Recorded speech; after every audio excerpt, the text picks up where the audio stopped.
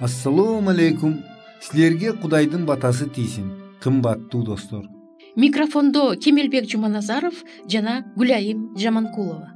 Жана силердин жазган катыңар үчүн, телефон чалганыңар үчүн рахмат айтабыз. Биз бүгүн силер үчүн эмне даярдап келдик. Сиздерден келген каттарга караганда, сиздерге өспүрүмдөр жөнүндөгү берүүлөр жагат экен. Бул бизди абдан кубандырат. Бүгүн дагы биз бул теманы улантабыз жана тарбиялоого кыйын болгон балдар кайдан пайда болот деген суроого жооп беребиз. Жана берүүбүздүн экинчи бөлүгүндө кайрадан бизди ыйык Инжилдин сыйкырдуу барактары күтөт. Биз андан Ыйсанын дагы бир үлгүлүү аңгемеси менен таанышабыз.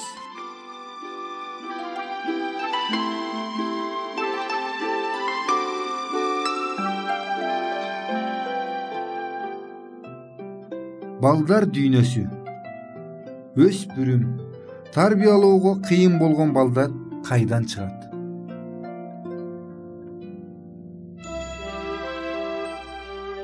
Албетте биз чоңдор өспүрүм балдарыбыздын жакшы тарбиялуу, акылдуу, боорукер болуп өсүшүн каалайбыз.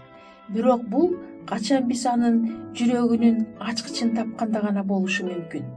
Башка сөз менен айтканда, эгерде ата-энелер балдарга мамиле кылуунун туура жолун тапканда болот.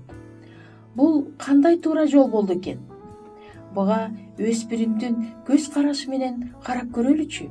Педагог Сухомлинский балдардын ички дүйнөсүн көрүп тургандай же анын оюн угуп тургандай өспүрүмдүн мындай сөздөрүн келтирет.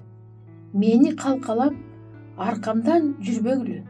Менин ар бир кадамымды текшербегиле. Мени көзөмөлдөөчү жана ишенбөөчүлүктүн боосу менен таңбагыла. Менин бешигим жөнүндө сөз козгобогула. Мен өз алдынча кишимин. Мен колумдан жетелетким келбейт. Менин алдымда бийик тоо турат. Бул менин алдыма койгон максатым. Мен аны көрүп турам. Ал жөнүндө ойлойм. Ага жетким келет. Бирок бул тоонун чокусуна өз күчүм менен жетким келет. Мен чыга баштадым. Биринчи кадамымды шилтедим. Мен канчалык жогору көтөрүлгөн сайын, мага ошончолук кең мейкиндик ачылууда. Ошончолук көбүрөөк элди көрүп жатам. Аларды ошончолук көбүрөөк билип жатам. Ошончолук көбүрөөк элдер мени көрүп жатышат. Мага ачылып жаткан нерсенин улуулугу жана чексиздиги мени коркутат. Мага улуу кишинин колдоосу керек. Эгерде күчтүү жана акылдуу кишинин жардамына таянсам, мен көздөгөн бийиктикке жетемин. Бирок бул жөнүндө айтуудан мен уялам жана корком. Эгерде өспүрүм өзүн тынчсыздандырган нерсени түшүндүргөндү билсе, жана ал бардыгын ачык айткысы келсе, мына ушуну айтмак. Мына биз көргөндөй кымбаттуу ата-энелер, бир жагынан өспүрүм өз алдынчалыкка умтулуп, дайыны жок корголоого, текшерүүгө, ишенбечүлүккө каршы чыгат. Ал эми экинчи жагынан ал чочулап, жаңы милдеттерди аткара албай каламбы деп коркот. Өспүрүм улуулардан жардам күтөт, бирок муну ачык мойнуна алгысы келбейт. Мына ушул кыйынчылыкты, өспүрүмдүн ичиндеги ушул карама каршылыкты ата-энелер түшүнүп жана кабыл алышы керек. Жана дал ушул түшүнүүнүн негизинде аны менен мамиле түзүш керек. Улуу киши өспүрүмгө дос болушу керек. Ага чоңоюуга жардам берип, анын жанында болушу керек. Жанындагы улуу дос адам бул өспүрүмдү тарбиялоонун жана өсүшүнүн негизги шарты болушу керек. Доско, улуу кишиге муктаждыгын өспүрүм өтө куч сезет. Ал мындай кишини үй бүлөдө, мектепте жана башка чөйрөлөрдөн издейт. Ал эми ал аны кайдан табаары, ал кандай киши болору көбүнчө бизге, чоңдорго байланыштуу болот. Анткени чоңдор алардын ортосундагы мамилелер, алардын баланын өзүнө болгон мамилеси үй бүлөдөгү тигил же бул чөйрөнү пайда кылат. Жакшы үй бүлөдөн кээде жаман балдар чыгат деп көп эле угуп жүрөбүз. Ушундайбы? Эгерде ушундай жакшы үй бүлөлөрдү жакшылап байкап көрсөк, алардан көп эле кемчиликтерди табууга болот. Өзүңөр калыс болуп көргүлө. Бир үй бүлөдө өспүрүмдүн кылган эч иши жок, милдеттери жок, башкалар ал үчүн иштегенге көнгөн. Экинчи үй бүлөдөгү өспүрүмдүн кыла турган иши, милдеттери көп. Буларды аткарууга кээде ал жетишпей да калат. Ата-энесинен жеме угат, жазаланат. Ал эми үчүнчү үй бүлөдө ал жардамчы, бирок жөн гана улуулардын буйругун аткарбастан үй бүлө ишинде тең укуктуктуу мүчө.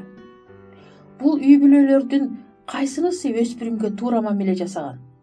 Өзүңөр жооп бергиле. Баланын өнүгүшүндө анын жашоо шарты өзгөчө орунду ээлери бардыгына жакшы белгилүү. Ата-энелер көбүнчө баланы материалдык жактан камсыз кылуу, билим берүү, коргоо жетиштүү деп эсептешет. Бирок баланын чочулоосун, күмөн саноосун, анын кубанычын, кайгысын тең бөлүшү керек экендигин унутуп коюшат. Демек дайыма анын толкунунда бирге болуп, андагы болгон бардык өзгөрүүлөрдү байкап туруш керек. Ал өзүнүн эч кимге айта албаган сырларын силерге ишенип айткандай болушу керек. Аны кызыктырган, толкундаткан бардык суроолорго жоопту көчөдөн эмес, дал силерден тапкандай болсун.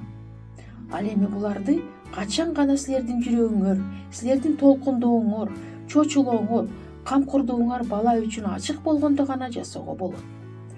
Ачыктык, ишенүү эки жактан тең болууга тийиш. Ошондо гана бала менен силердин ортоңордо түшүнбөөчүлүк, жашырын сырлар, айтылбай калган сөздөр болбойт. Бирок чоң киши өспүрүмгө досторун алмаштыра алат деп ойлоого болбойт. Жок, курдаш дос өспүрүмгө дайыма керек. Ал аны менен гана чындап тең укуктуу боло алат. Өспүрүмдөрдүн өз дүйнөсү, өз сырлары, өзүлөрүнө гана тийиштүү болгон турмушу болот жана дайыма боло берет. Курдаш досунун өспүрүмгө тийгизген таасири абдан чоң. Андан сырткары ал эң керек жана акыры боло турган нерсе жана андан коркуунун кереги жок. Чоңдордун милдети өспүрүмдү курдаштарынын калкалоо эмес, баласынын чөйрөсүн билип, бул чөйрөгө кирип, аны түшүнүп, алдыга алып жүрүүчү достун ордун ээлөөгө аракет кылыш керек. Бул силерден сүйүүнү, көңүл салууну, боорукердикти талап кылат. Өспүрүм өтө жаралуу келет. Кээде бир эле жолу кол шилтеп коюш ушунчалык кыйынчылык менен түзүлгөн ички байланышты бузуп алууну алып келет. Ата-эне менен балдардын ортосундагы жакындык өтө маанилүү жана керек. Энеси менен кызынын ортосундагы бири-бирин түшүнүү, бири-бирине болгон жакындык тууралуу мисал келтире кетейин. Айгүлдүн апасы анын мектептеги, үйдөгү жана үйдөн сырткары жашоосу менен тааныш болчу. Муну ага Айгүл өзү айтып берчү. Кыздар жана балдар Айгүлдүн үйүндө болушуп, аңгемелешчү, ойношчу. Бул аңгемелерге, оюндарга Айгүлдүн апасы да катышчу. Бирок ал улуулук кылып аларга буйрук кылып, үйрөтүп, аларды басымчу эмес. Балдардын бул кызыгууларына, иштерине ал чын жүрөктөн берилип, алардын дүйнөсүнө кирип кетчү жана анын кеңештери көрсөтмө катары көрүнчү эмес. Бирок анын кеңештери абдан таасирдүү болчу. Айгүлдүн апасы кызынын кызыккан нерселерин, анын сырларын жана курдаштарынын сырларын билчү. Алардын тилектерин, эмне жөнүндө ойлоп, эмнеден күмөн санааттарын да билчү. Айгүл апасына сырын айтып, кеңеш суроодон уялчу эмес жана коркчу эмес. Ал апасынын ага туура багыт берип, жардам көрсөтөрүн билчү. Айгүл апасын дос жана кеңешчи катары көрчү. Ага дайыма жылуу мамиле жасачу. Дайыма ага жагымдуу бир нерсе кылууга аракет жасачу. Апасы Айгүлдү урматтоого, ишенүүгө боло турган адам катары кабыл алчу. Мына ушулардын бардыгы Айгүлдү тарбиялоодо көп кыйынчылыктарды пайда кылган жок. Айгүл жакшы жана адилеттүү кыз болуп чоңойду. Кыздарга өзгөчө эненин ишеними, катышуусу, көңүл буруусу керек. кыздарды дал ушул курагында тарбиялоодо чоңдордун өзүлөрү 12, 13, 16 жашында кандай болгондорун эстешсе абдан жакшы болор эле. Бирок көбүнчө чоңдор түшүнө беришпейт. Кыз менен эненин ортосундагы мамилелер кээде өтө салкын, катуу болот. Кыз энесинин жинине тием деп коркуп, анын тынчын алган нерселерди айта албай ичине катат. Ал эми энеси кызым тентек болуп кетпесин деп өтө катуу кармайт. Мектептин жана үйдө иштерден тышкары болгон бардык эркиндиктерге, башка кызыгууларга жол бербейт. Албетте, кызын дагы болуп жаткан өзгөрүүлөрдү энеси байкабай койбойт, бирок ал жөнүндө сөз кылбоого аракет кылат. Мындай үй бүлөдөгү кыз ичиндегисин чыгарууга энесине келбейт. Ал курдаш кызына же кошунасына барат. Кызды аны түшүнгөн, аны кабыл алган үй өзүнө тартат. Өспүрүмгө ишене турган, сырдашып сүйлөшө турган улуу адам керек. Эгерде силер өз кызыңарга дос эмес болсоңор, анда ал силерге өзүнүн жүрөгүн ачпайт. Үй бүлөдөгү келишпестиктер да өспүрүмдүн окуусуна тескери таасирин тийгизет. Ал аз келгенсип, мектептеги окуу кыйынчылыктар балага жаман таасирин тийгизет. Эгерде бала бул кыйынчылыктарды жеңе албаса, эгерде үйдө аны күндө жемелөө менен жазалоо күтүп турса, ал акырындап үйдөн да, мектептен да алыстай баштайт. Чоңдордон жана курдаштарынан алыстоо, жалгыздык, көңүл буруунун жана сүйүүнүн жоктугу, өзүнүн кемчилдигин сезүү, мына ушунун бардыгы өспүрүмдү кабыл алган чөйрөнү издөөгө түрткү берет. Мына эми ошол жолу болбогон кыздын колунда тамеки пайда болот. Кийген кийими, чачы башкача болуп өзгөрөт. Сүйлөгөн сөзүнүн эркиндиги, интонациясы, модалуу сөздөрү, мына ушулар силердин алдыңарда чоң киши тургандыгын көрсөтөт деп ойлойт ал кыз. Сабактан кууп чыктыбы? Жакшы. Үйдө тилдешет? Макул. Досумдукуна барайын, ал жерден сүйлөшө турган сөз табылат деп ой жүгүртөт кыз. Жана чындыгында эле сүйлөшө турган сөздөр табылат, жана сөздөр эле эмес, жаман жоруктарда. Кымбаттуу ата-энелер, бүгүнкү сиздер менен аңгемелешкен темалардын бардыгы боюнча ой жүгүртүп көрөлү. Балдарыбыздын ички дүйнөсүнүн жалгыздыгынан сактайлы. Аларга жардам берүү менен биз өзүбүзгө жардам кылабыз.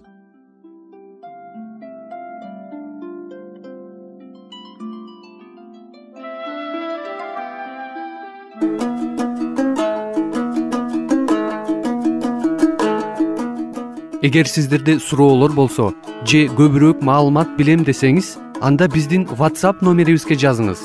+1 301 760 60 70. Кайрадан +1 301 760 60 70.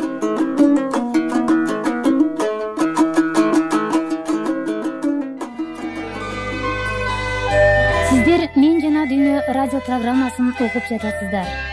Ким өзүнүн ден соолугун, ошондой эле руханий ден соолугун чыңдагысы келсе жана үй бүлөдө болгон түйшүктөрдү чечүүгө муктаж болсо, биздин радио программаларыбыз жардам берет деп ойлойбуз.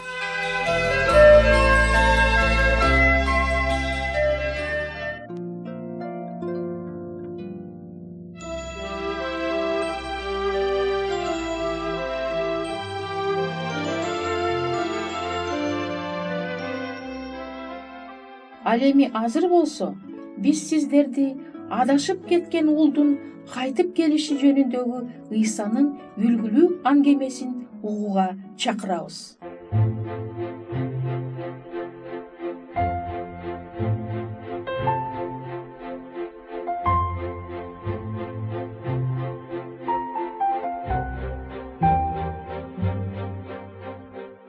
Дагы бир үлгүлүү аңгемени Ыйса элге айтты. Бир адамдын 2 уулу болгон эле. Алардын кенжеси атасына: "Ата, мал мүлкүңдү мага тиешелүүсүн бөлүштүр" деди. Атасы мал мүлкүнүн ага тийиштүүсүн бөлүштүрүп берди. Бир нече күндөн кийин кенже уулу бардыгын чогултуп алыс жерге кетти. Барып бузукчулукта жашап, ысырапкерчилик менен мал мүлкүн түгөттү. Бардыгын түгөтүп бүткөн соң ал өлкөгө улуу ачарчылык келип, ал өтө муктаж боло баштады. Ал өлкөнүн бир адамына барып жалданды. Ал адам болсо аны өзүнүн чочколорун жайууга талаага жиберди. Ал чочколор жеген кабыктар менен деле өз курсагынын тойгонуна ыраазы эле.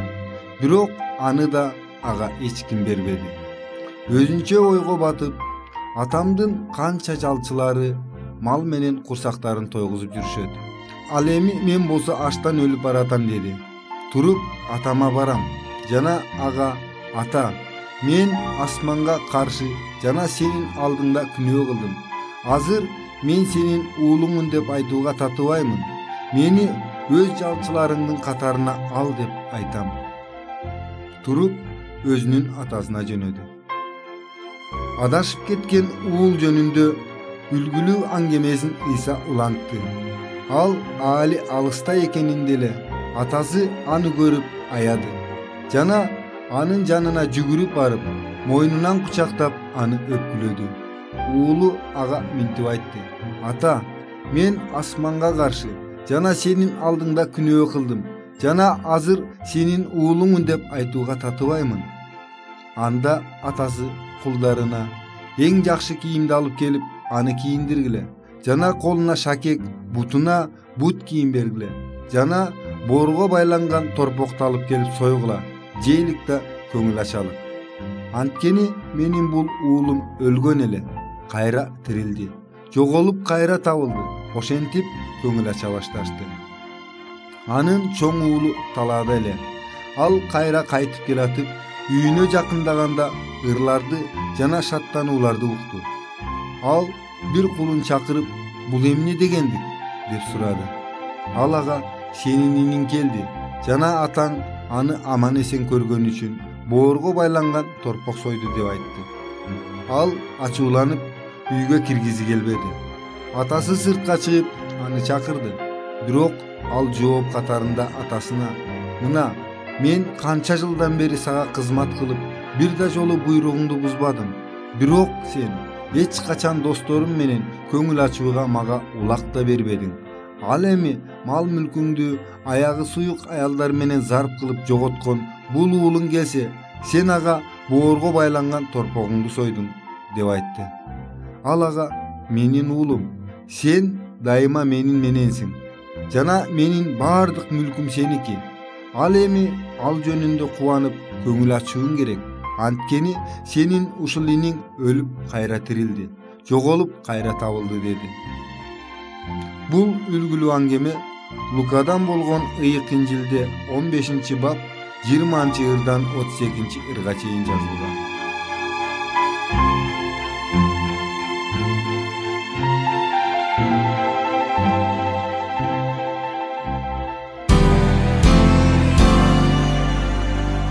Кымбаттуу биздин угуучуларыбыз, эгерде силерде суроолор пайда болсо же биз менен ой бөлүшкүңөр келсе, бул WhatsApp телефон аркылуу кайрылсаңыздар болот. +996 705 28 48 07. Кайталаймын. +996 705 28 48 07. Жана жаңы маанилүү видеолорду өткөрүп жибербөө үчүн биздин каналга жазылыңыздар. Ден соолукта болгула. Кудайым силерге батасын берсин.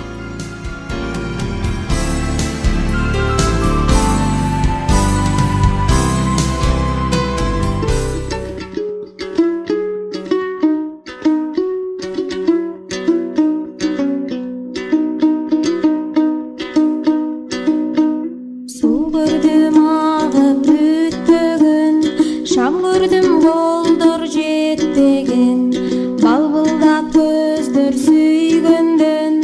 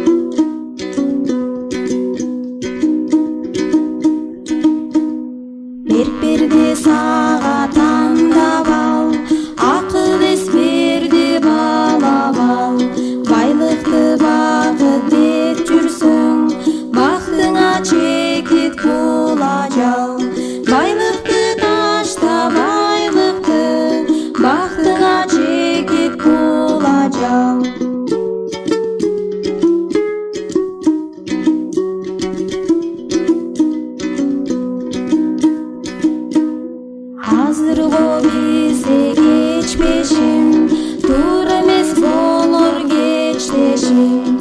Аз убак калды ойлонуп, чындыкты изде жердешим. Аз убак калды, аз убак, чындыкты изде жердешим. Аз убак калды, аз убак, чындыкты изде жердешим. Биздин программабыз соңуна чыкты. Көңүл бурганыңыздар үчүн сиздерге чоң ыраазылыгыбызды билдиребиз. Сиздер менен дагы кайрадан аба толкунунда жолугушабызго деген үмүттөбүз. Саламатта болуңуздар.